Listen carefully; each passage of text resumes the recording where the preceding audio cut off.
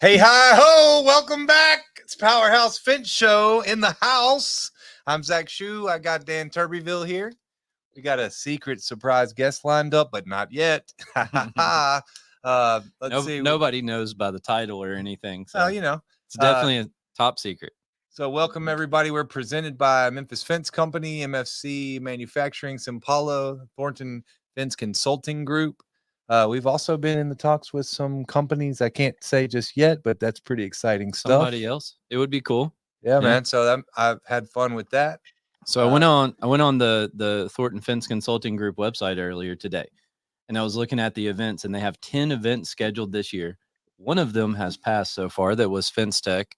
So there's ample opportunity to go hear Tony talk and be a part of that with all his guest speakers and everything else. So we're going to have to figure out when we're going. Cool. You got a link lined up where you can plop that in the comments for anybody who wants to go get involved in Tony's workshops and all that. For anyone listening, it is abundance of knowledge. FenceConsultingGroup.com/calendar, but it's pretty easy to navigate. I think like the top of the screen says the events or something along those lines.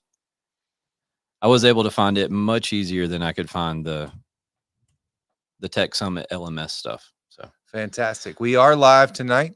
Again, I'm Zach. That's Dan, or I'm Dan and that's Zach. I couldn't figure that out earlier. One way or the other. So one for me and one for you. Yeah. Okay. Well, there we go. So we are live. There's a number scrolling across the bottom here if you want to call in. 901-878-4987. That's my job, and I got it. You're doing good, man. You're doing good. Thank you. Thanks, everybody, for listening. Anybody who participates, we'll probably have our normal crew run by and throw some fruit at us here in a minute. Yeah. Hopefully it's not rotten this time. Mm-hmm. So we got story time. Typically, we like to kind of pull back the curtain a little bit. Sometimes it's personal from either one of our lives, but lately it's been the happenings and mostly embarrassing moments inside the organization. So, we're not all 100% success. I would say we're probably just slightly less than 100. Yeah, maybe like 99.8, right? So I have something. I'd go ahead and start. Go for it. Let's hear it. I was not in the office yesterday, but my team was out installing. And I didn't even know this happened until I came in this morning. They're like, oh, yeah, we can't go back to that job because we hit a gas line. Mm-hmm. I said, oh, well, I guess I know I say try to figure things out on your own sometimes and don't call me so frequently, but that's one I'd like to get a call about. Right. Well, my favorite part was when they came back and they're like, oh, we hit a gas line. Have you told anyone? Nah, we just left. It's like, oh, okay, cool. So there's just like natural gas spewing out of the ground in some yard somewhere. Like, that's awesome. That's awesome. And so I got deeper into it. Not only the superintendent, but the project manager was also on site. And they were aware of it. And made aware and then immediately called. But yeah, the initial story I got was like, it's still open, basically. I mean, as far as I could tell. That's what I got too. And that was kind of what I reacted to. Like, nah, we just left. Call somebody quick. Right. Do something. Come on. Wrap a towel around this thing or whatever. Hold it above your heart. I mean, right. Yeah. So, and in the spirit of extreme ownership, I relied on the project manager's word that there was a locate. And come to find out, neither us nor the contractor had ever pulled a locate at that, as far as we could tell. Yeah. So anyone listening, the way that you can do this in the state of Tennessee is if the general contractor you're working for has a locate on the property, you can get the locate number. You can call 811 and you can, I think the terminology they use is piggyback, right? So you can like piggyback onto their locate. So then it's your name on a locate ticket as well. So that's the proper way to do it. Is that official legal terminology? Yeah, I think so. Piggyback law of 2012. Yeah, it's in all the law books. All the legal textbooks have piggyback in there. Right. I don't know. Maybe, they use a different word, but that's what I've always heard it called is just piggyback onto their locate. So that's all I got for y'all today. It's decent. I think it's a good bit of juice. Yeah. So we hit a gas line. They didn't care. just left and there was no locate. So, I mean, that's the pretty rough story to tell people on national TV like this. Actually, worldwide, we are international. So we just told That's the right. world that. Well, that's what Oh, it is. gosh. All right. So moving on, a bit of crazy job. Okay. I don't know What if do you got for us? I don't know if you've heard about this crazy job that I did, but a lot of folks say, you need to do something that makes you uncomfortable periodically. And I definitely did. Is this the cable and bollard system? Yeah. Yeah. And So what's the linear footage? it was like 82 or 800 feet or something like that of a K-12 crash barrier going around at federal property. Nice. Yeah.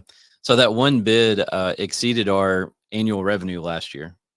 Cool. So it makes me pretty nervous So too. after this, we just go home. Yeah. Yeah. When I get the contract, I'm taking off the rest of the year. So that's pretty exciting. It actually is exciting and terrifying all at the same time. And it would be a lot to try to figure out. But I did as much of that kind of figuring out stuff as I could on the front end. So when I bid a job, I like to have a plan going into it instead of just like submit the price and then figure it out later. And so I make sure that I have a way that I can finance the job and that I have, the manpower to be able to actually accomplish the job Right. and all of those things instead of like, here's a number, we'll figure it out. So it's a lot of planning and stuff like that just to bid a job. And then, man, if we got that job, the amount of work it would take to get it done would be pretty crazy, both like in the office and in the field. Both. So I don't know. Do we do this? No. Okay. We are still seeking to hire a estimator project manager or interviewing for the position of estimator project manager. Mm-hmm. That's about that. That is about that.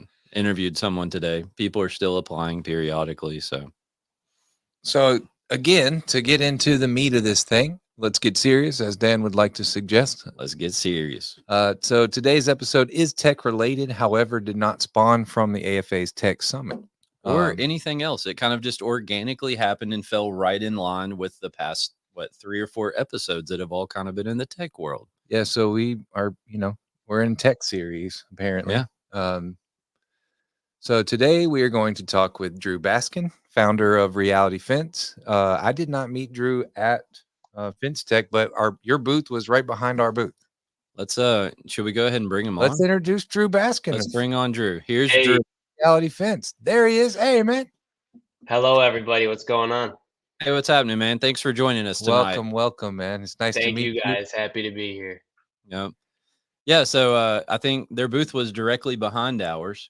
And I know Sean King showed me the app and how it worked and all that, but I don't think that I didn't really interact with anyone at Fence Tech. So I don't know. They may have been there the whole time and I just never had time to walk behind the wall.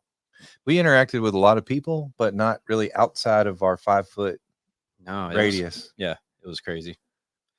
But crazy stuff. Yep. So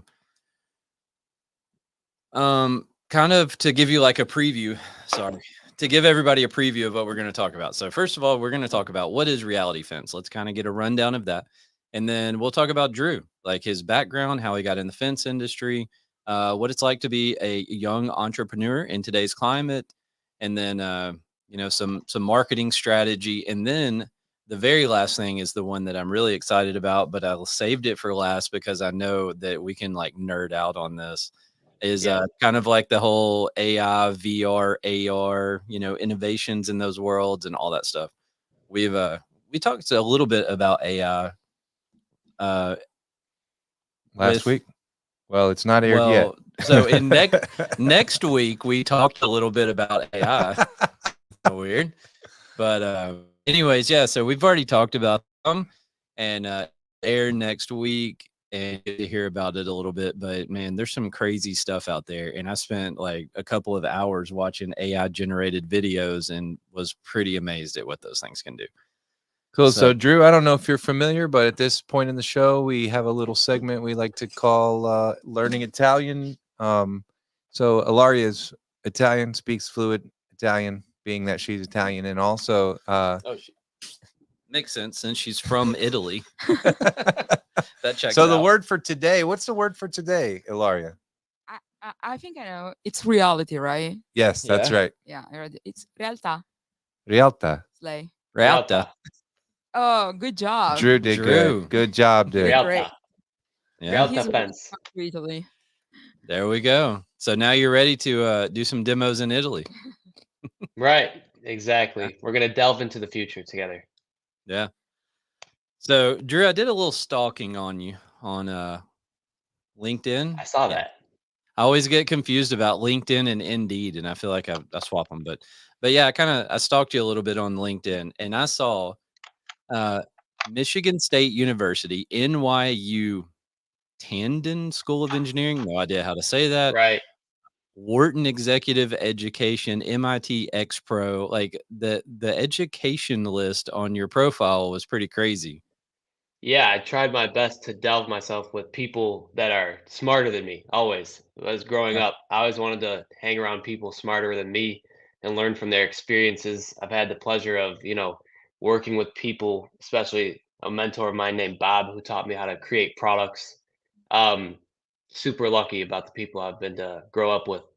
So helped me create who I am today and hope to create amazing products that are super useful to this industry and bring everyone forward. Sell more fences today than we did yesterday. That's the Yeah, goal. for sure. That's good. I like that. Sell more fence than we did yesterday. That's Yeah, that's right. good.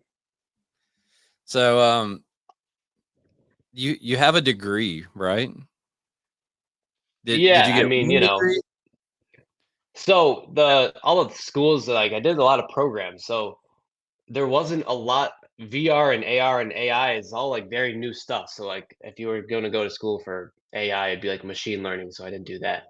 There are Right. like programs that you could do. There was really nowhere to learn AR and VR. It's like computer science, but it's very a unique niche. It's unique stuff. So it was interesting that at the same time I was doing these AR and VR programs, um, I grew up like I said, how did I get into the fence industry?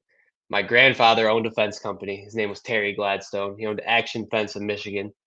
And I grew up working with him. So I was like the kid with the wheel. Like I was like wheeling, like Yeah. measuring the yard while he was he had this like big book of Kinko's pictures where he'd like show people fences. And then he passed away. My mom, Sari, stepped in to Action Fence and she just killed it. But it wasn't for her. So she got out of it. But there was a moment in time where we kind of thought, hey, we're gonna be like running this fence company. And there was a moment where we were on a sales appointment and someone like pointed at like a neighbor's fence. You know when you go to a house and like their neighbor bought a fence from you, and so the neighbor calls and they like kind of pointed at it and they realized like I just want that fence right there. I was like, what just happened? Like they like saw it. It was right there. But when they saw it, there was like a moment where I saw their decisions happen so fast. Mhm. So it was like a unique timing thing where I was on the appointments. I was like, I know how to put things in the world that don't exist. So we're just gonna put every sales appointment's gonna be like that, where you can just put a fence right in the customer's yard and show them and make the decision. Yeah. So yeah, like at the same time I was doing these programs at all these schools, it was good timing for me. Yeah. I got to interject. Dan had this idea some 8 years ago, I think, virtual reality even to be, and he wanted to 3D print these small scale models of fence. Mhm. And Yeah. basically, we would have the customer hold it up, just stand in the street and close one eye and hold this piece of fence up in front of the property, right? So this was before we were limited by technology, obviously. Right. So this was Right. like a super primitive version of what you made. That's good. Everyone's got to make progress, right? It's all That's about right, man. progress. But yeah, So that yeah, was a crazy thought that we had there for a little bit. Like make some modular kind of, fence that like the salesperson could build out of like a little kit and just hold it up and that's what it'll look like. right. But It's the it's same crazy. thing you're doing now, just with the phone or a tablet. That's Right. right. That's right. Same thing. Which is a much more presentable way to do that, Sure. Instead of, well, give Right. me 5 minutes, let me go build your fence for you. Right. It's like seconds, man. It's literally seconds. Have you ever used the Measure app on the iPhone? I actually used it yesterday. Yeah, so you know how you just put those markers down? Yep. So it's the same thing with our app. You just put markers down. So you'll go like to the corner of the house, then walk over to the corner of the backyard, put a marker down, corner, corner. And then Mm. you're literally just building fence as markers are being placed. You can just fence in their whole entire Mm. backyard and then just show them. So, we got a question here. That's a good question. It is a Yeah, good question. That's the reason Vision why I Pro. thought we would kinda just stop and talk about that. So it's interesting. A lot of our technology is very transferable depending on, there's all kinds of hardware. So the software we build is the program, but the hardware is very transferable. And the Vision Pro is something we could definitely dive into in the future. I just don't know if everybody would be willing to buy a $3,500 headset. Right. One, and two, it's a little tough because you either need to have two of them or not, both of you can't see it at the same time.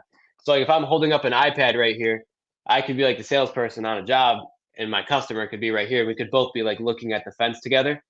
But if I'm wearing the goggles, I have to like take them off and give them to a customer. Then there's like the whole like germ thing. Like, would they want to wear Yeah. goggles that everyone wears? Or are we going to show up with two? Now we're 7,000 in the hole just to be able to show someone the fence instead of just using your iPad or your phone. So So I if it's can tell something that, you for sure that if a random person was at my house in the summer in Memphis and they're sweaty and they're like, "Oh, here, just put these on and you can see it." I'm like, "Nah, I'm good, dude. Like, I yeah, don't need that in my life." right. I mean, I'm all ears for the industry. Whatever you guys want, I'm going to build it and make it happen. But that's where we're at now. So, Steven kind of jumped the gun. That was one of my questions I had later on in the thing here was to kind of talk about that a little bit. So, but that's good stuff. That's a good question. I think that to be honest, my personal opinion right now, I think that VR goggles are in the state, there used to be like a box on the back of the TV. There used to be a box on the back of the TV, this huge thing. And now we have these flat screens that are super small and Right. super portable. And I think that's what's going on now. And I think that soon it's just going to be glasses, like normal glasses. Yep. And once that becomes a reality, I think it's going to be a lot easier to use that type of hardware. So here's what I think. Because I've had some conversations about this stuff, and I don't know if you know this, but there was a website back in like the early days of the internet becoming popular, and it was called $1,000,000 Landing Page or $1,000,000 Homepage or something like that. And so what these people did was they sold of this site to advertisers, and it still Right. exists. Like you can still go find it now.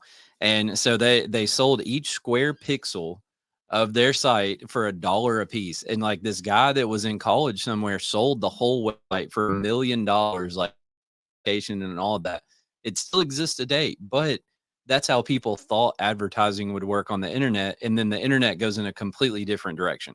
And so that's what I kind of think about like the whole VR world, kind of along the lines of what you're saying. Like it's very new. And I don't think people know where it's going to be in 5 or 10 years. Um, Right. I mean, it's super cool and I think it'll be around, but we don't know what it's going to be. Cause my thinking was like, what could you put money in now? And then, 5 or 10 years from now, just like sit on your yacht in the ocean somewhere and count your money because you invested it right. And I don't know that Right. anyone has like that, that can see into the future like that. But anyways, Right. I think that the best entrepreneurs can see through time. A mentor of mine taught me that you have to be yeah, able to see through time, or at least take your best guess. yeah, So yeah. So how much of that is like, the people who see, you ever, you're familiar with like the different timelines that appears in like some movies nowadays. right, Um, so like how many different timelines are entrepreneurs looking down right now, and which one are we actually going to go down? right. But And that delves into the whole AI conversation because AI will kind of change everything. To be mm, honest, I think that it's going to change everything. Even yep, me as an entrepreneur, when I built Reality Fence, even building a product and starting a company, it was almost like I had all these teammates that were there with a $20 a month salary because that's what the subscription costs for Chat GPT and Hmm. Perplexity and Gemini. Those are like my three main favorites right now. Chat GPT, Perplexity, and Gemini is the new one that just came out. And I mean, it helps so much. It's almost like there's nothing that you can't learn anymore. You can just learn anything at any time. It's just, you just ask it, and it not only will teach you, it'll do it for you. So that changes everything now. So as humans start to interact with AI, um, yeah, it's going to be different. Yeah, yeah, no, for sure, man. It's crazy. So I've used uh I've used AI myself. Like if I'm trying to find something on the internet and I go out and I'm like, man, I can't find this. Like the last thing I was looking for was like the effect of heating and cooling a piece of metal rapidly over and over again. Like, if you heated it to a certain temperature and then cooled it to a certain temperature and went back and forth, like how would that affect the metal? And I don't remember why I was looking for this, but I spent like 20 minutes reading through like all of these different publications and stuff like that. And I was like, man, I got to get a whole education to answer this question. And then I was like, Right. wait a, so I just went to Chat GPT and I asked it, and it's like, "Do-do-do-do-do-do, here's exactly what happens." And I was like, well, what are your sources? And it's like, well, it doesn't exactly work like that, but here's a list of places you can go look to get more information. And I was like, wow, that's crazy. So, Right. it honestly just answered some crazy question for me. It's So, wild. It really is. And now, I know you even mentioned the Sora, the video, text to video. yeah, So, like right now, you can ask ChatGPT to make pictures for you. It can make pictures. It can make, now it's going to make videos. So, its understanding of the world is climbing every day. yeah, yeah, no, it's amazing, man. Yeah. Um, so when I was stalking you, I saw the founder at Extend Your Reality. Yes. And That's a company name. All right. so Reality Fence is made by Extend Your Reality, is that right? Yeah, it's pretty much the name of our LLC. So Extend Okay. Your Reality. Reality Fence is like our product that we launched. Because you never know in the future we never know, we might realm into other industries. Not exactly sure. Mhm. I love the fence industry. Um, I also think that Reality Fence is going to come out with more products where if it's not exact, I mean, there's going to be Reality Fence. I'm not going to exactly say it now because even in the AI realm, I know you were asking, one of the questions was AI going to be like in the fence industry? It will be present there. I will tell you that much, Yeah. but I'm not going to say too much more. We'll make sure that it enters the fence industry for sure. Right. Um, and that's going to be exciting stuff. So my question is, are we gonna have robots that we can send out to build fence? That I'm not exactly sure of. I think that physical manufacturing and labor is going to come second. Um, Mhm. in terms of AI because although you never know, I think it's really funny. People talk about, I mean, there's so much talk even lately of the stock market, like Nvidia and Tesla and all this stuff. Tesla's AI is actually the most impressive because it understands the physical world through cameras, right? So even though it's teaching the AI how to drive, it's really just understanding the physical world. And once a robot can understand the physical world, it can do physical things, but that's going to take longer. Then per se, you guys want to come up with your own software program where you can just talk to the AI and it'll whip it up like that because it Yeah. doesn't have to make anything physical. It can Right. just code it. So that's different. Yeah. Yeah, I want a robot that can go out and install some fence. Like, Right. "Oh, we have this big job that I was talking about earlier. Let me just put some money in here for some robots when I bid it." And then, like, we'll just send them out there. They work 24 hours a day, stop for maintenance on Friday or whatever, and, like, they just go to town. That would be crazy. It'd be impressive. It really would. Yeah. I wouldn't be surprised. I personally think it's more time out. But then you have the what, like, T1000 or something coming after you at the Right. same time too. So, like, there's that side of it. But Right. so, I saw a quote. And it says, I've always been driven to bring together individuals who aren't just talented, but who possess an obsessive, unstoppable drive to innovate. And I really like that. That's good. Thank you. I Yeah. appreciate that. That's big for me. Even though I'm very proud of the product we made with Reality Fence, but the team behind it is what I'm more impressed with personally. Yeah. I love our chemistry, and we really are obsessed with innovating. And that's something that is really important to me. Like I said earlier in the episode, like we're all ears. We're always going to be innovating at the highest of levels and be listening to the industry and be empathetic with the industry to try and understand everybody's problems so that we can solve them at the highest of levels. And that's something that for me as a young entrepreneur, it's like I just want to be as useful as possible and be like undoubtedly useful to people and try and help them make as much progress as possible. And I think that's the best way to do business is just to be so useful, undeniably useful. So that's what we try and do here. Undeniably useful. Yeah. Obsessive, unstoppable drive, and undeniably useful. That's good stuff. Thanks. That So, should be like hanging on the wall somewhere. hey, that's why it's on the LinkedIn. Yeah. All right. And so let's talk about Reality Fence. I mean, we've been talking about it, but let's kind of get into that a little bit if you want. Let's do it. Yeah. So can you I went and watched some videos. Like I said, John King showed it to me when we were at FinStech. So I mean, I've seen it around a little bit, but can you give us just kind of like a brief rundown of what it does?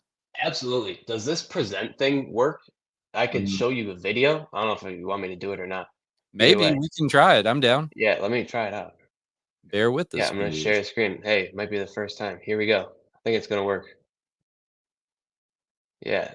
I have a little board that we put together. So Reality Fence, like this is like the perfect video. This is my partner Adam, where you can literally see it. You literally just put these markers down, and these fences are not real. So it's a visual aid for people to Nice. choose their style of fences. They can literally go on this app and choose different styles of fences and view them in augmented reality. So it puts it up, it uses the camera on the iPad and shows them the fences right in their yard. So it's doing that and it's also measuring. So you'll see right here on the top right, it's Mhm. measuring the yard. And from Yeah. here, you can literally share it with anyone on any platform. So you know when you could share anything, right?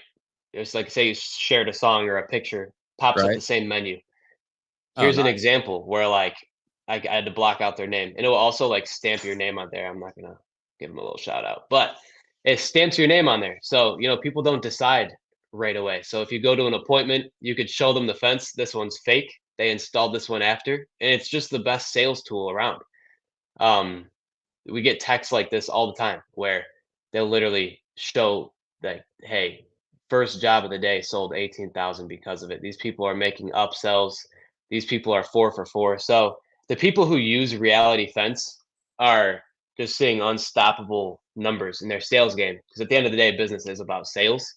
Um, it's just the best sales tool out there. You can show them their fence right in their yard and make it super easy and welcoming to work with you. So it's they had you come out for a quote or an estimate or whatever, and they wanted a fence. So that's what we're going to give them because it takes time to build a fence. So we want to deliver Sure. that dream case scenario as fast as possible, which gives them confidence to make a decision in your company. So that's what we do.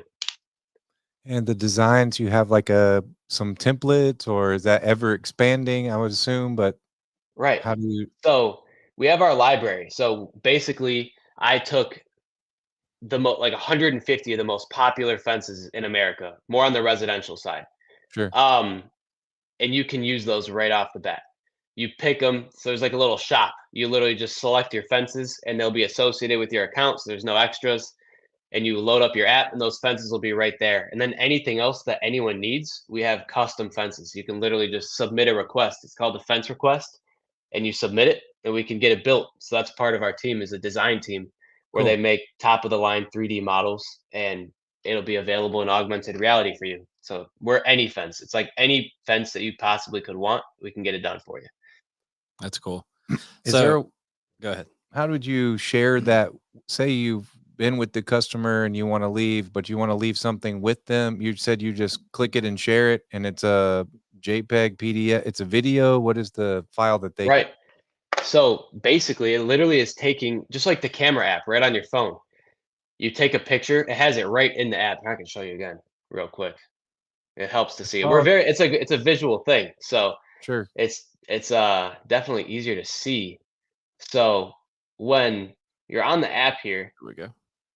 you literally just click this camera button right here, and it opens up the camera, and you can take a picture or a video, and it will be stamped with your name on there, just like this. This is my information, but Okay, you can cool. change that. And you literally just share it with the customer. So just like this job right here, they took the picture and shared it with them, and it can be sent as a text message, an email, either way. Then So what there's about just a on our little end? Say the estimator or salesperson wants to kind of document the experience they had with the potential customer. Um, Same kind of thing. You would just screenshot it and save it. right. Yeah, it'll be right on your camera roll. Everything will be Okay. saved right to your camera roll, which I thought was easier because Yeah. we had people who Cool. ask us if they integrate. There's a lot of softwares out there that will make like a PDF of an Right. estimate for you, and you can attach pictures right to it. So it's Mm, super easy. You just send it right there. And as far as that's concerned, it's basically for rendering or design only. There's no estimation software or any kind of bid templates or anything like that. Yeah, for now, it's literally just you show them exactly what they're gonna Cool. get. It measures it out for you. So it replaces like the wheel. It Yeah. shows them exactly what they're gonna get. You can take pictures and videos, and you can send it to them. It's Cool. like it's our job to get them to say yes. That's Sure. our job. It's literally our job. When you show up, we will close the deal for you. I still well, do I wouldn't say a lot, but I do, I don't know, maybe 8 to 10 residential jobs a year, ornamental Yeah, fence, and that's a big thing for me. So I render the fence designs and then just layer it on top of a photo or screenshot of their house, and that's yeah, how I've right. been. you sent me one this week where you'd like put some gates between columns or something like that at an entrance. Yeah, so I'll use like a 3D modeling software and make it, basically a half inch thick in the 3D world, and then just lay it on top of a JPEG and then send it screenshot and send it like that. I think we're That's so gonna save you a lot of time. right. I'll Yeah. make sure to hook you up as soon as we Well, get off. but I'm compiling my library, right? So once I get to 150, I've got all my fence library drawn already. Mm. Right. So could Yeah. you import one of my 3D drawings? Like if I have a 3D model of a fence, could you import Yeah. that? Absolutely.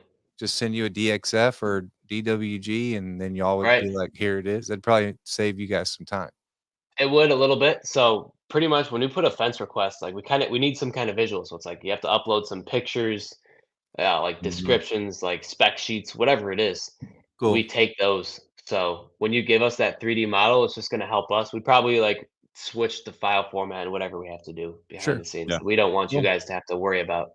For us, it's like we always wanted it like very handheld. Like I said, my grandfather Terry, he was like very not techie. So like even Right. his accounting, he didn't even like doing like Excel spreadsheets. He wrote everything out like handwritten. So I Mhm. like built it in a way I was like Terry would have to use this, and like he would not be doing any kind of like 3D modeling or like anything like that. So it was like it's very like handheld, if that makes sense. Like we don't want you to have to design anything. You tell us what fences you want in there, and it will be there for you. So I'd like to kind of give an explanation of it for the people that are listening to this on podcast, right?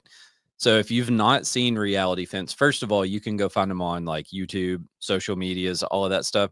I watched a handful of YouTube videos earlier in like the little shorts or reels format. But basically, what you're doing is so it works the same as like the Measure app that's on your iPhone if you've ever used it. But you have your camera, let's say, is what it looks like, and it has like a little crosshair that you can put on the ground, and then you add points as you're walking around. And so once you've added a couple points, you select the style of fence, and it puts the fence where you put the points. It's Like basically like a filter for your house, there you right? go. And So it's like instead a of puppy camera dog filter. ears, you're putting a fence, right? Yep. I mean, Right. not to oversimplify, but I mean, if you've ever like, FaceTimed with your kids and put on a pirate costume, it's basically, The shark head. right. We're putting Yeah. on, my daughter loves to do that, by the way, but we're Yeah. putting on the fence on the house. I mean, it looks so easy. And Yep. you're right. I mean, what a time saver. Oh, and I mean, you'd want to talk about something that like sets you apart from everyone else. Right. You know, We're I mean, selling it for you now. if You you don't have even have to 4 sell it Thank anymore. you. Thank Man, you. Yeah. you have 4 people show up at your house that all 4 and 3 of them get out a notepad and they pull out a photo album or like flip through pictures on their phone. And then the 4th one is like, oh, here, let me show you what the fence would look like in your yard. Right. Right now, our process is like he collects some data and brings it back to me to then produce that kind of a Right. drawing for So the then customer. you send them a drawing or your rendering that you're making several But we're days trying to make the later or sale whatever. standing right there. That's right. And Drew's helping us do that. That's what I'm saying. It's taken you a few days to produce this rendering and send it to them. And like he's doing it right there on the spot. 10 seconds and you're done. So Good super stuff. cool thing. The technology's awesome. The app is awesome. Good job, man. It is. And I And- think just being able to do it from a tablet or just your phone. I mean, everyone Yep. has a phone. Your sales guys don't have to learn a new piece of software or have Right. a literal desk. I mean, Right. so that's pretty awesome, man. Yeah, no, it's super cool. So what kind Thank of you, guys. response have you seen from the industry on this thing? So it's been just amazing. Can't thank everyone enough. Everyone who uses it, it makes my day every day. Everyone who uses it is seeing like crazy results. Like their sales are skyrocketing, their conversions are going way up. Everything's just been way easier for them ever since they're using Reality Fence. In terms of new people signing up, like at Fence Tech, we had a lot of new people sign up there. I think that there's a like a perception of softwares in the fence industry. People don't really, there's like, I don't know. I mean, I picked up on it and I'm not exactly sure why. There's some like perception of it. Like literally I've had like people like when I like try and DM people to like cold outreach, they're like, "Are you a software?" And I'm like, "Yes." And they're like, "No." They don't even want to hear what I have to Right, say right. because they're a software. I got to be honest that when you guys were having the AI conversation and the robots and all that, I was kind of like, I don't think I want to go down this road any further. Mm. Right. Like I'm in and I'm up to this point and we're using software and I'm cool with that. And I'm like, well, I'm kind of scared of this stuff. Do we I want? think. No, I don't. And at some point, I mean, if you really sit down and you think about AI and like true artificial intelligence, that's freaking And scary. I mean, it's some of the like hardworking American that's like, I got to do all this stuff by hand or else I'm some kind of wimp or what, like this Right. weird, 100%. whatever that is. And so I can't like, I'm kind of in between in the age group where I can see like I have this tendency to want to hang on to a paper and pencil, but then I also Right. have like really seen the benefit of technology. I mean, I started a business and I was hand drafting stuff and operating like that. And then when I learned 3D modeling, dude, I could sell. It was, to be able to present to designers and architects is what I was doing. Like just 3D modeling in itself as a, it's not the AI or the VR or AR, but still the same kind of thing. Yeah. So I can see that like, resistance Pushback. to move in. Yeah, right. Right. Resistance There's and resistance. we have people in our office that are still, I mean, they don't use our software. Yep. So, I get that. Right. People are old school, man. And I try to sell software on occasion and like it's a tough thing. I had I had somebody quote a job within the past few days, and a part of like they quoted the material, and a part of what they sent was like 8 pages of handwritten notes where they had calculated every single section of the fence, and I was like, all right, I'm like, this isn't really like our interaction, right? I'm trying to get a price so I can sell this job using your material, but I made software that will like keep you from having to do any of that. And they said, well, I do that for myself. Like I prefer to just do it that way and make sure it's right and all. I was like, yeah, but you spent 3 hours or some crazy amount of time Wow. like doing all that by hand. And I mean, I could do it for you in like 3 minutes. Like, come on. It's But wild. that's just how some people are, man. There's a lot of pushback, but also there was a time when a car was made. Right. And people were like, oh, that'll never catch on. I'm keeping my horse. I'm not trusting no machine to drive me around. And look at us now. So, Right. Well, so we like it. I like it. I said Yep. the resistance piece. I had to get in there a little bit. But so as far as that's Absolutely. concerned, is there you seeing any competition in the augmented reality space as it applies to the fence Not for trade, or fences. I mean, I know that there's like some programs on the internet, more like the Photoshop thing I've seen around in terms of, you could like take a picture and then upload the picture to the computer and then like kind of pick a fence and then put the fence on top of the picture type thing. right? That's Mhm. all great. I know that there's like drawing tools where you can kind of like draw a fence. Even my grandfather at um Action Fence definitely had some kind of tools like automatic quoting, like My Salesman, I think it's called. My Salesman, you can like draw a fence. I don't know if you can see. I don't think you can see it. It's more like a quoting thing. It like helps like filter out Right. good Yep. leads to get you hot leads, which is great. So I think that we fit great in terms of like the timeline of a sale. I think that every sale has like a timeline, whether it's a fence sale, buying a software, whatever it is. There's always a timeline to the sale. So, someone who's like, we're at the point in the sale where like they're actively looking, like they're actively deciding, do I want this fence or not? Right. Right. And it's our job to get them off the fence. It's like, yeah, there's no more deciding. We're gonna cut this deal. Right. So your only competition now is the day and age where we don't need a fence. Yeah. I mean, Right. So hear me out. Think about this. Where I'm about to do some name dropping, okay? So let's say you're in the residential world.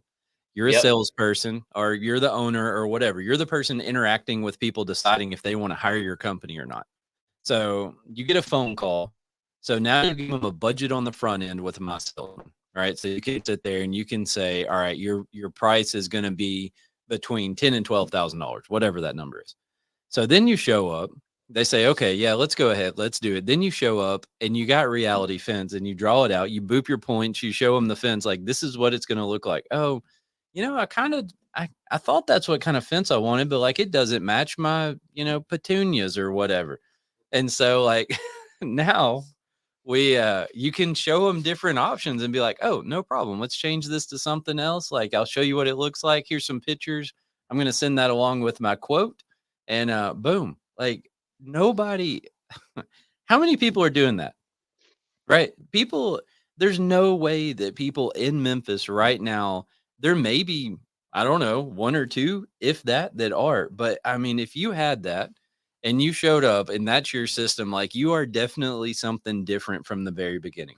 right. You've heard me talk about deliver wow. Like, if that's Right. not delivering wow in comparison to your, competitors, like, I don't know Right. what is. But So here's a question. Speaking of that, using the My Salesman, which we use, it integrates with basically Google Earth, I guess. And we had one of the software, I think it was Fence Cloud, that their software integrates with the Google Earth measurement scale. Is that something you could do? Like, is there a prospect to integrate that so you could basically measure a picture of their house from the office? Yeah. So right now it uses the camera and geometry. Right. Now I'm not trying to nerd out right now, but we're it gonna save does. that for the end. Well, you Yeah. got to keep it Um, simple for me, anyways. Like I said, I'm just now on the cusp of like letting go of the pen and paper, right? So, it's okay. I'll get you off the fence. thank you, Um, thank you. Good one. hey. Um, So it uses the camera right now. So like it's like it's doing it live. So Sure. and it uses the point. So like basically that little reticle that's on the ground, it will actually like get it exactly. So like I remember like Sean, he was at the show. He did his booth, which was like 50 by 50, and it got like 49.9 or something. Like it was Yeah. like within 3 inches. Um, I think that there's already tools out there. Like I think on even My Salesman and Fence Cloud, I'm not exactly sure. I haven't used them too much, but you can like use and like I don't know if it's like uploading a picture to it, but it uses a map. So it's pretty accurate, I think. So I would definitely recommend going over there if you wanted to like not to be in your yard. But for me, I'm more of like a live experience. Like you're Right. there. Right. Well, and That's where in the mine sales fits in. process, of course, we know like the interpersonal part of that typically what makes the sale. I think that's something that we've seen, and not to get off too far off topic, but the customer service aspect, people find lacking. And so what you're doing is reintroducing or helping us reintroduce that one-on-one ability to sell Right. face to face. Yep. Instead of, Absolutely. hold on, all my technology's back in the van, or Right. whatever. No. And I remember it was so funny. My Papa Terry, like, even when we'd go to I'm from Detroit, so we'd go to like Pistons games. He'd take me to Tigers games. And every time when I had to sit in the back seat when I was still a kid, we'd have to like clear gates out of his trunk. Like literally, we'd be like taking like gate panels and fence panels out of his car. Like that's not happening like anymore either. So Right. like saves them room too. Like I literally think he used to drive an SUV. Like he wanted a sedan, so he had to drive an SUV because he had to bring gate panels all over the place.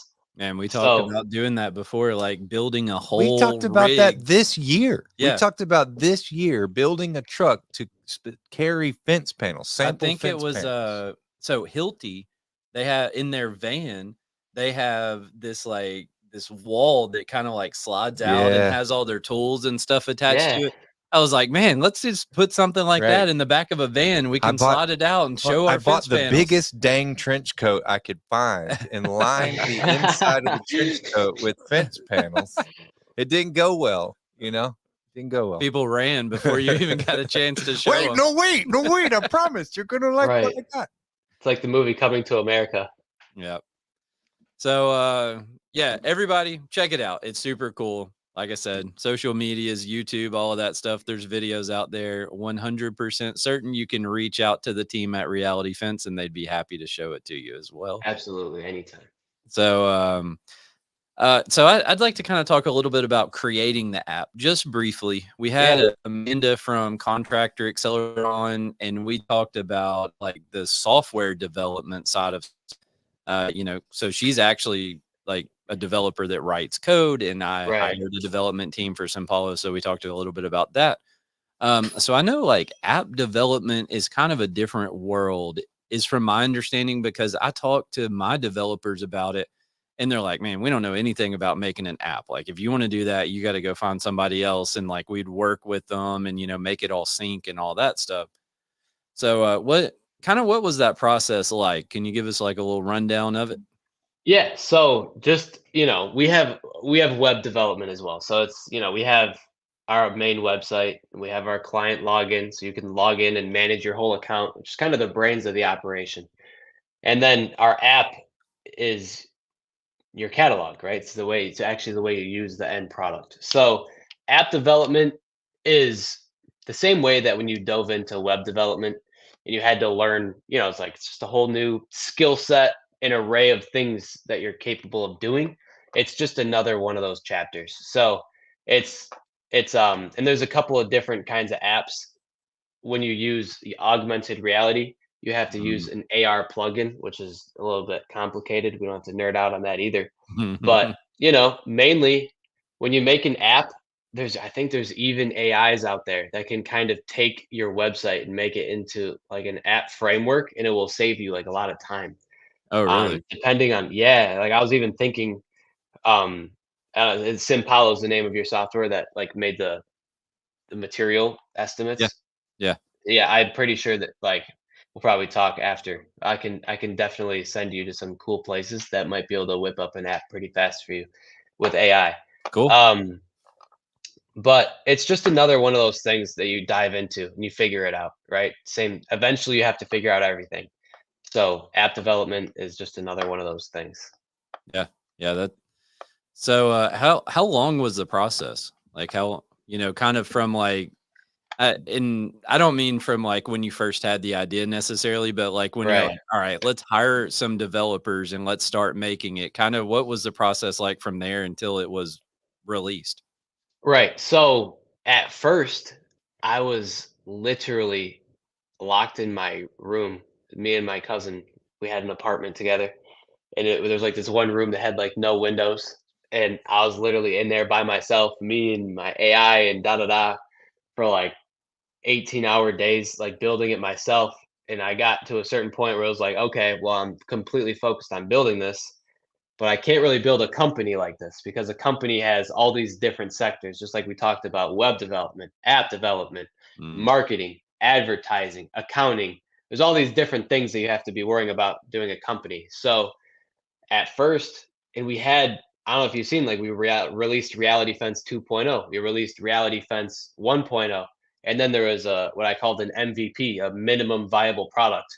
Yeah. This was like when I first had the idea of like I want to put a fence in the world. I had to prove like, hey, we can put a fence in the world that doesn't exist using augmented reality.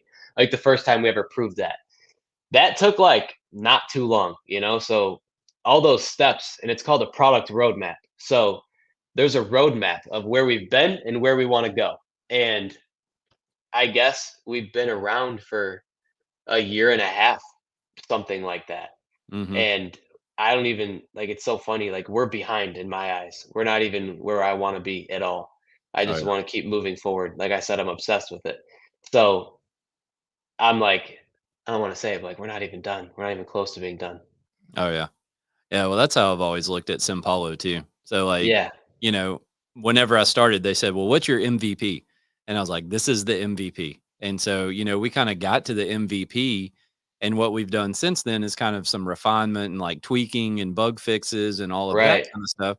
But like, we haven't had the cash flow to be able to hire or to keep paying developers to advance a lot Right. past that MVP. And so I'm like, all right, come on, people, sign up so like we can go develop some more stuff because it's kind of expensive doing the software development. Absolutely. So yeah, I definitely understand like the whole we're behind. I want to do more. We need to get somewhere else, because I get if you're like me, it's like, all right, I have this whole plan and this grand vision, but like you got to start somewhere, right? So Absolutely. Just keep in mind that the work that you do on Simpalo and everything that you build with software is very high leverage. That's something that I really loved about SaaS. It's kind of like you're kind of building a small SaaS company, right? mhm, Software as a service. yep.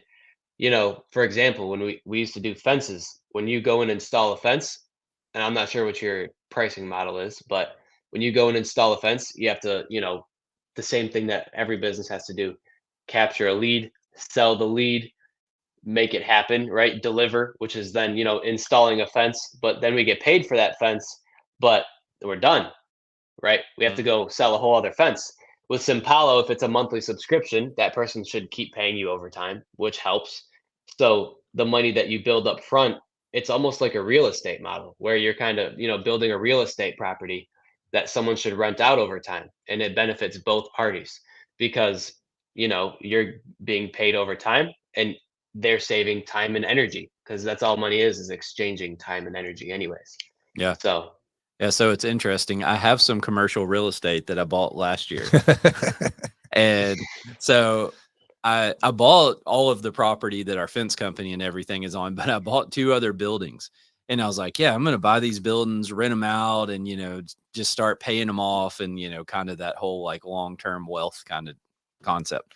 And right. they're both just sitting there empty. So I've had better success in selling subscriptions to my software than I have in the commercial real estate world. So fun little tidbit there. Right. But hey, you own that, so you can sell it Yeah. or do Yeah, I whatever you could. want with it. Right. So in So your brand of expand your reality, do you guys have any other things that you're working on that you'd be willing to share with us or let us in on? Or you got any other updates or apps or futures for Reality Fence that are coming up? Yeah, so right now it's like we're gonna stick to reality fence 100%. And the reason Cool. why, um, I wanted to always keep the doors open for to like branch off if I wanted to. It's like I said, like we said earlier, all of us talking like we have to be able to see through time. And sometimes when you're unsure, it's like, well, let me keep the doors open. Right. mhm. I'll close them, but I'm not gonna lock them. So right now it's like, and I just like I loved the fence industry before, but now that I work in it every single day, I can't really imagine. I mean, I'm sure that other ones are great as well, but just every single person who you talk to is awesome.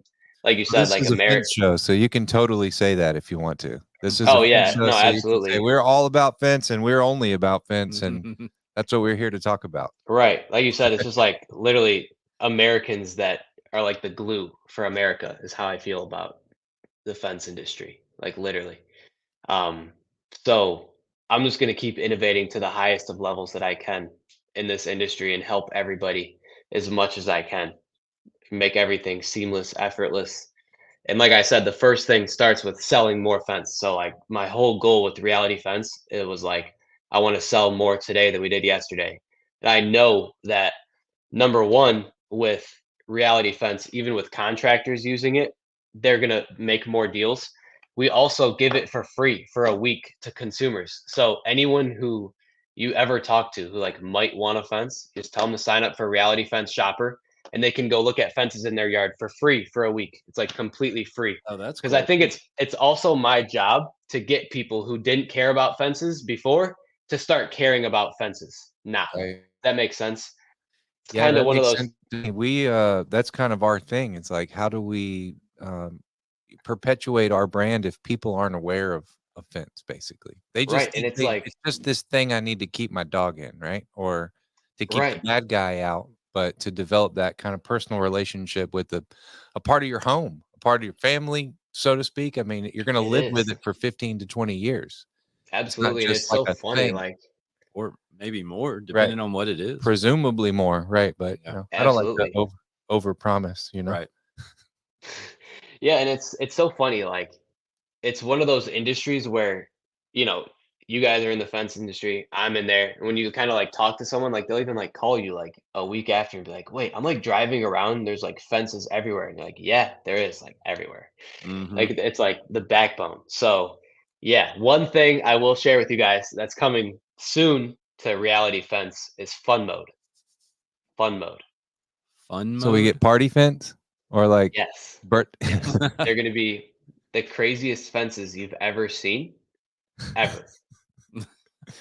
So you guys borrowed some insight from Fortnite, and we have like now we can build in your thing. So it's now not only is it a software that's going to help us sell, but it's also a game we can play on our lunch break.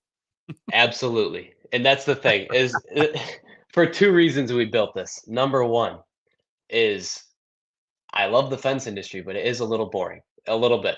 It's a little boring right Oh now, man. Right, a right. little bit. I love the lead up to the customer with the party fence or whatever this fun fence is. Mm. Oh, So ma'am, I've got this other one, but I'm not sure you're quite interested in that. right, Well, are you exactly. sure? Just let me see it. Bam, purple. You know, or Right, whatever. it's so funny, and I just think, also people have it like I said, a tough time with adopting softwares, right? So I think it really will get people's guard down, be like, "Hey, try fun mode out. I want you to try Sure. fun mode. It's fun mode. It's just fun." And Yeah. it's very cool because number 1, they will be like the coolest things I really think you're gonna think they're really cool. I can't wait for everyone to use it. And it's not gonna be like any kind of sign up, anything.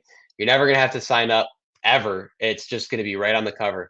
Anyone in the world can use fun mode right off the bat. And that's another one of those things where personally, I want people to start caring about fences, not fences, fun Funces. fences. Fun That was weird. fence. Yeah. Fences. Yeah, a fun fence. I Funsies. want I people to mean, you start could caring call them about that. fences. Maybe Yeah, that's the brand, Funces. right. They're fun fences. I mean, what else are Yeah. they? I love it. So, yeah. So that's gonna be exciting. Fun I mode. mean, I think it's cool still also still for the sales part of it too. Like, I mean, the Yeah. sales pitch can sometimes be a bit stodgy depending on the customer, right? Mm. So, and I'm kind of if you haven't noticed, kind of a funny, I like to goof around a little bit. And so that would be a Right. good way to kind of segue into having some fun, and then loosen it up a little bit. I don't know how to do that. It is. It literally is You just need this. I Dan know. needs this. I need the fun stuff just so I could be like, here, play with this and let me know when you're done with like the entertainment part of that, and we'll get back to business. right. That's not how that works. So By the what way, something you just said, real quick. When you said like give it to them, that's like a number 1 trick that I tell everyone who uses Reality Fence. Like literally give the iPad to the customer yeah, and then take it back from them. yeah. When you take it back from them, they want to buy the fence from you because they want it now. I like this. Oh, that's Yeah. cool. I want that. That's cool. Right. That's Can't just a have it. quick thing I had to add Yeah. in because you said that. Yeah. You need So to give it to them and then take it back. so what's been your experience with trying to get a new business up and running off the ground kind of in today's world as a young fella? Yeah, that was the most difficult thing I've ever done in my life. So, starting a business is one of those puzzles where it's like always going to be there for you. Does that make sense? It's a never ending pile of work. You're never done. So it's like I'm thankful for it that it's always there for me. Like there's always work for me to do. Always. Mm. It's the most complex issue because you have all these different things that you have to do.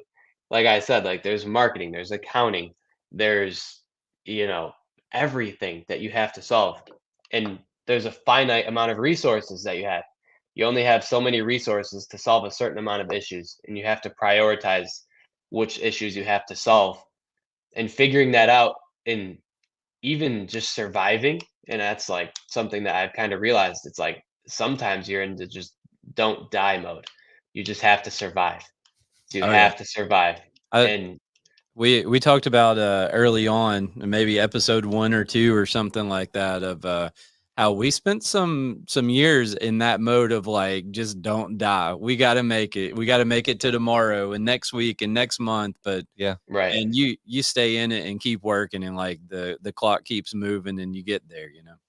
right, So and that's, like, I literally think the word leverage is the most important thing in business because it's what can you get out for how much energy you put in, and since you can only put in so much energy into things, I try and stick to high leverage activities. So everything that I try and do is high leverage. So when I put energy into it, I can get as much out of it as I can. And that's the one thing that I think is an important thing for oh, me. I see what you're saying with the leverage. Yeah.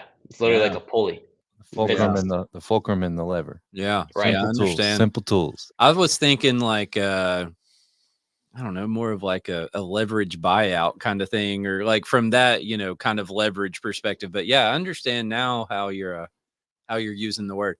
Makes sense. It's literally like a first principles physics angle.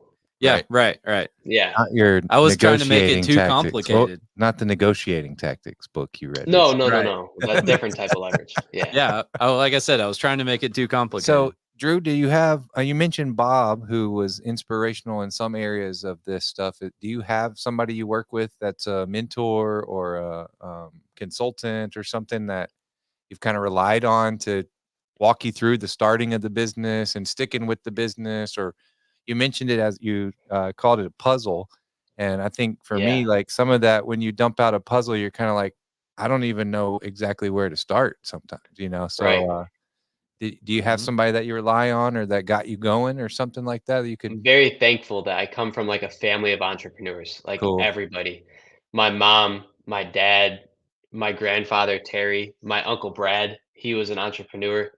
Um, so I'm very thankful that everyone I've kind of like grew up like watching it, and I knew that that's what I was supposed to do. Like, how like it's also a thing like everyone has to kind of figure out their role in life. What's your purpose, and what is it that I'm meant to do?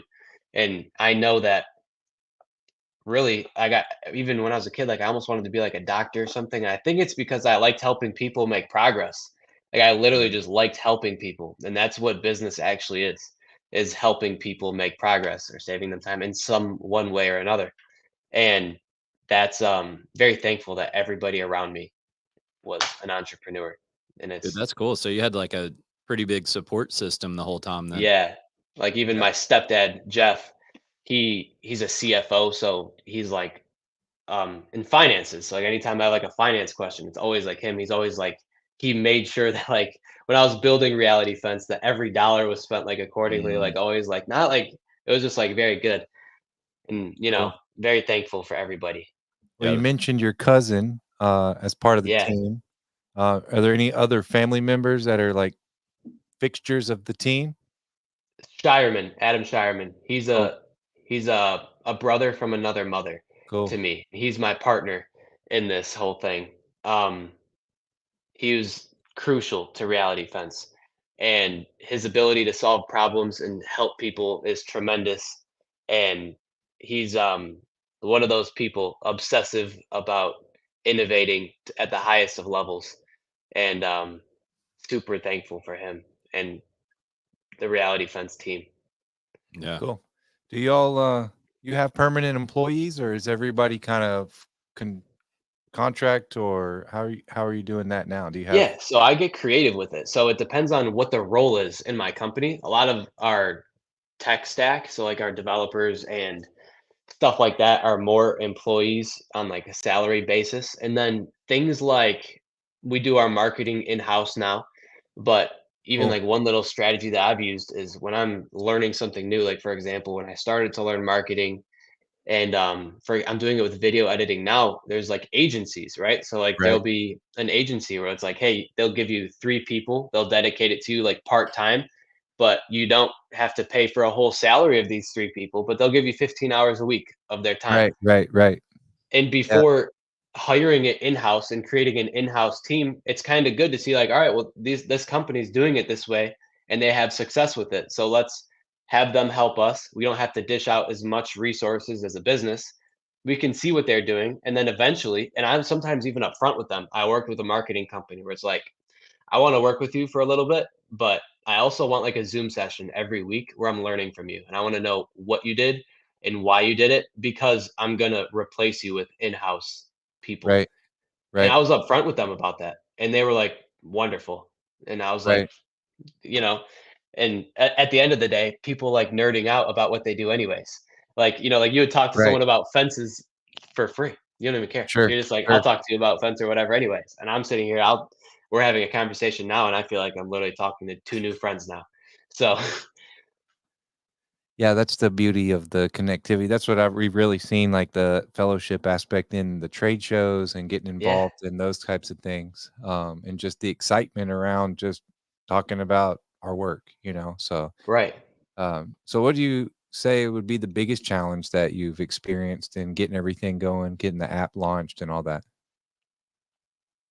Our biggest challenge, I'd have to say, you know, I don't want to say it's not quitting because it's like I never once have ever thought of throwing in the towel, and it's not that, but it's business is painful. And when you really Right, try and reach that has to be it, is part of me feels at unease when I leave potential on the table. So I always want to have performed very well. It's just as a personal thing. Like I just like performing well, and I like feel the need as a leader of the team to have the team perform well for themselves and for the company as an entity that is together. And it's all about performing well and not leaving potential on the table. And every time that you do, you have to look back and look at it and accept it, right? And it's like right. there's so many mistakes that all of us have made, and like accepting potential being left on the table and not making that same mistake in the future. That's the biggest challenge for me. Right, and that's honestly, that's been a big part of our show is that transparency in that area of, like, you Right. heard the beginning of the stories where, like, "Oh, I screwed up and we hit a gas line," which was like catastrophic, but it's one of those things that's kinda like, "Oh, I should be good at that," and, We failed myself and my team and, ultimately the company in that way, and so I feel you started to say, like, not giving up, but I understand, like, being able to walk with some measure of grace through like being discouraged and not feeling like Right. you're living up to the maximum potential or not feeling like you got enough done that day and all that stuff. So I get that. I owned a company for a few years and I felt that there, but I also feel that here. I guess that's what makes me an essential part of the team here is I'm equally as invested as presumably all of us are here. we all feel Right. that, man. And Right. that's what makes you like that's the difference between someone well, I won't say the only difference, but I mean, I think that like drive and that obsession or whatever you want to call it is like, the difference in people who are in different spots in life or like get different places in life or they're going in different directions or whatever. So, I mean, I think that's an important characteristic to have is like at the end of the day, look back. Do you feel good about what you did today or not? And I Right. mean, I think sometimes you should think that. Like I think there's so many people they're Right. just like, oh, I'm gonna go to work, I'm gonna do what I do, and then I'm gonna leave, and I don't freaking care if I get it done or not. Right. I think the thing that is most beneficial for me is to admit, yes, sure, that there are some things I would have done differently, but also like to look for corrective measures, right? So that's what enables me to face the next potential trying day without Right. having the like, oh, I failed. And so I'm carrying that with me. right? Because I mean, we all know that how greatly your negative attitude can affect the outcome of all kinds of things, whether you're Right. actively, destroying your work or not. If you just have that kind of attitude of defeat, I mean, I see the, people I interact with and situations respond to me in that way, So I think for me, it's important to kind of look at, oh yeah, I hit the gas line, but here's what I'm going to do different and have a plan of action to accept some Right. fault. And then, like I say, be looking forward to apply some corrective measures in the future. Yeah. Yeah, for Absolutely. And sure. what's tough about that is looking back at your previous self and being like, that was bad. And then it's like, well, if I wasn't looking back like that, that means I didn't grow. Right. Right. So it's like when you look back and realize that you were worse, that's a good thing. That's also tough to accept. Right. Right. I have this new perspective. So obviously I'm not that guy anymore. Right. Right. Yeah, for sure. You got to make progress. So, Have to make progress. yep. So, man, we're like an hour and 10 minutes into this thing. I had some stuff to talk about. Well, I mean, it seems like every time we do one of these, we never get through the whole agenda. But I would like to just kind of get your opinion of what you think, kind of like AR or AI or VR or any of that stuff. Like, where do you think it's going? I know we kind of touched on it a little bit earlier, but do you have any predictions or ideas or anything like that of what you think is going to happen with that whole kind of really new world? Absolutely. So let's start with AR and VR. This new Apple Vision Pro, it really is going to change everything, in my opinion. I think that imagine everyone right now views there's a distinction of software and hardware. Software is a program that can be viewed on hardware, right? So right now you guys are looking at a laptop in front of you. I could be looking at my phone right here. I could be looking at my iPad. I could look at a TV. I could be going to the movies tonight and looking at a movie theater, right? Hmm. VR is going to change all of that because all of those things are in one device. So when you buy an Apple Vision Pro, it's a movie theater, an iPad, a phone, a computer, any kind of those ways that you can view technology all in one, all at the same time, potentially. Like Hmm. I've seen videos where like the guy has his phone right here. He's got his iPad here and his emails. He could be watching a movie and be doing coding on the side here. And it's like, oh Yeah. wow. And Well, you could be viewing the real world. So you yeah. could be watching a cooking video on a huge screen, and then your stove's right in front of you. So you just have to look to the left, watch the guy do it, and look to the straight forward. And the way that you interact with technology is going to change on that front. AI, like I said, I think it's going to be very tough for things to be built in the physical world. It's going to come next. But AI is going to create software at an unprecedented rate. So the experiences that you'll be able to see Mm. are going to be built at an unprecedented rate. So the mix with AR and VR being able to experience the things that you build and AI building things at an unprecedented rate, that's the future that we're looking at, in my opinion. So the like Google Apple Vision Pro, right? The goggles. Right.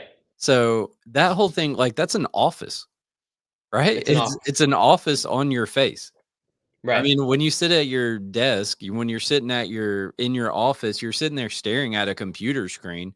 And like, yeah, you can take a laptop with you somewhere else. You can take your iPad, but now with that, you can take it all and like Right. you can have it anywhere. So, in it, I've seen like I think Meta did it and somebody else did it where they made like boardrooms, right? And so they had these virtual boardrooms and they would have like board meetings and stuff like that from people around the world.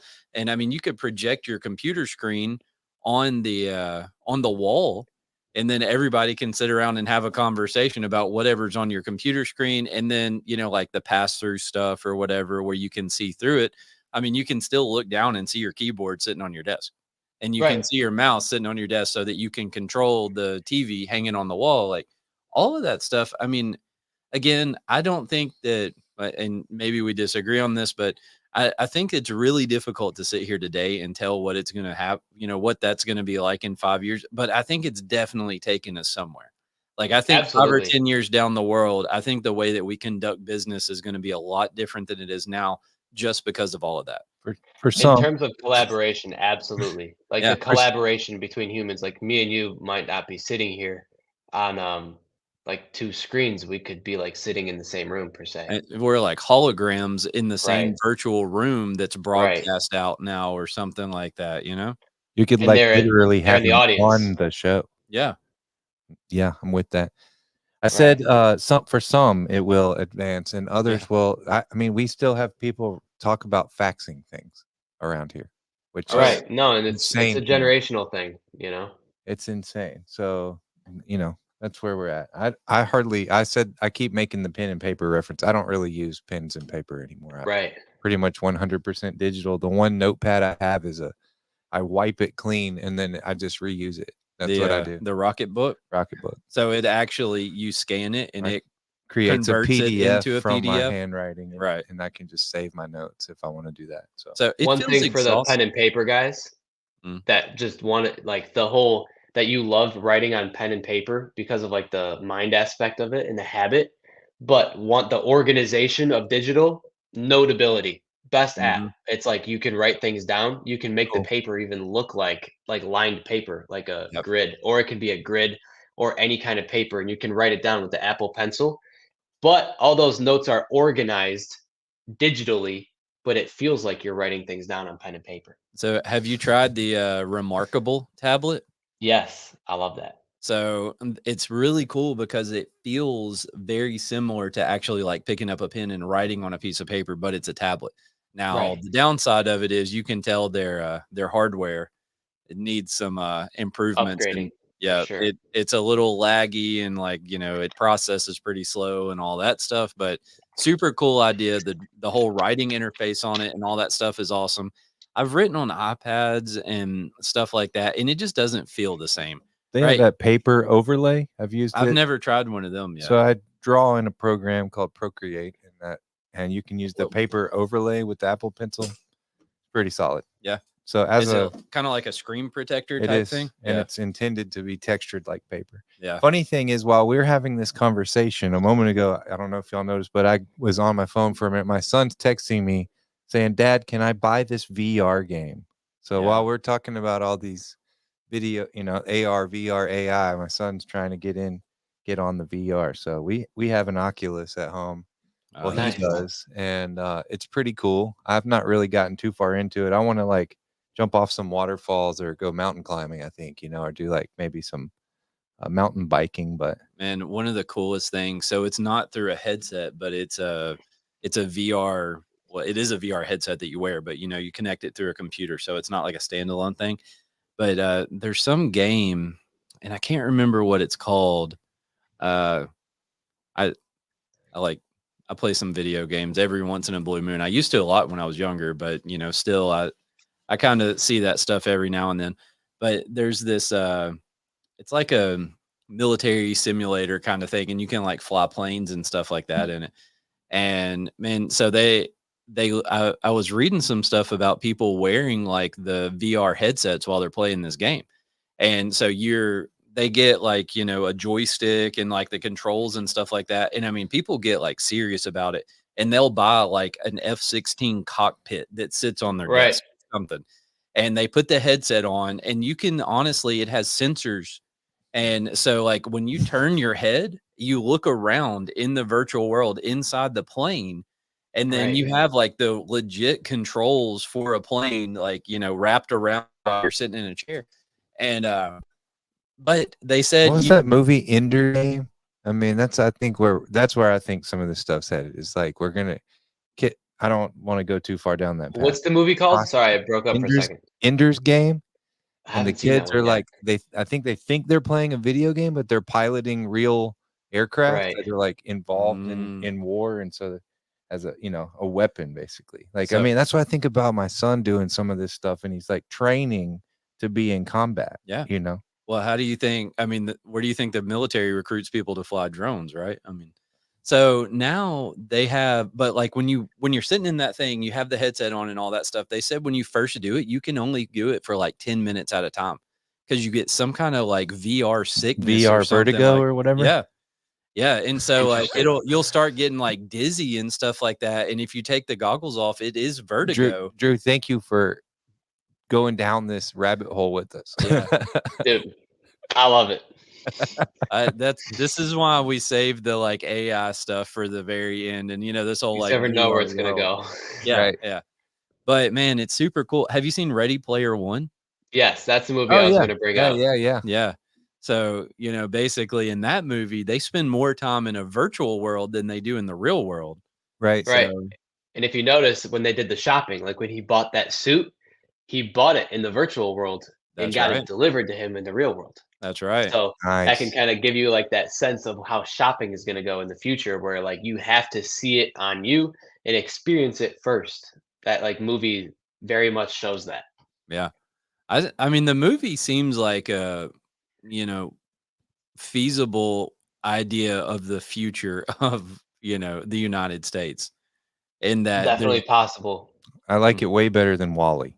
Just saying. yeah, As Yes, far as our that's future, true. That's I true. mean, I'm much more hopeful for the Ready Player One universe or Yeah, version right. of that. And kind of like this is kind of in a dark light, but these programmers are making software so addictive. Like when you watch kids on like TikTok and the reels, like they're glued to it. Like they're glued to it. I don't even know how to explain.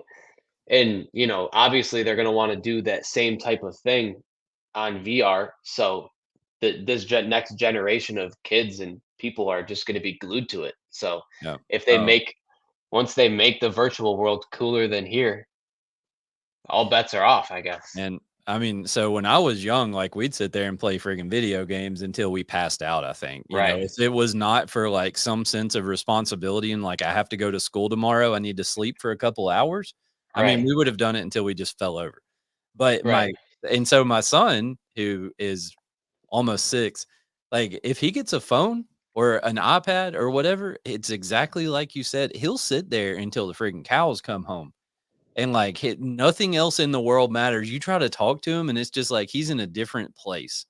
And so it's a really weird thing. I'm not familiar with that colloquialism. Till the cows come home. Is that a long time? Yep. Tell them cows come home, So- son.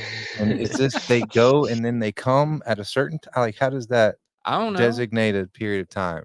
Just I kidding. I'm not real sure.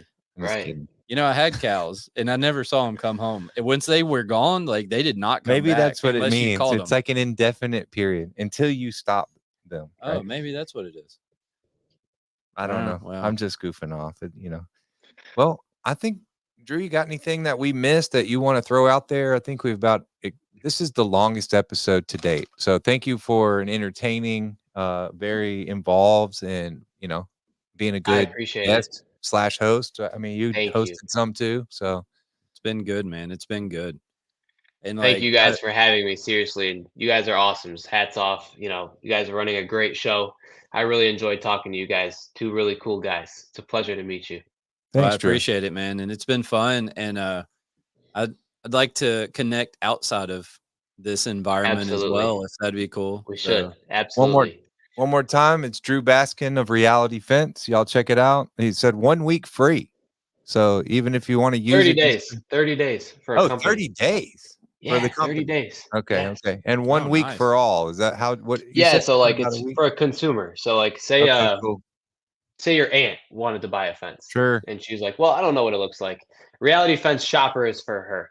It's called Reality Fence Shopper. She can go on there for a week. It's very simple. In terms of a business, we want you to implement it. Literally go make sales. Go make 5 sales before you buy it. Just go see the customer's faces when you show them their fence for 30 days, and we'll talk to you after. see Cool. that it works before you commit. Yeah.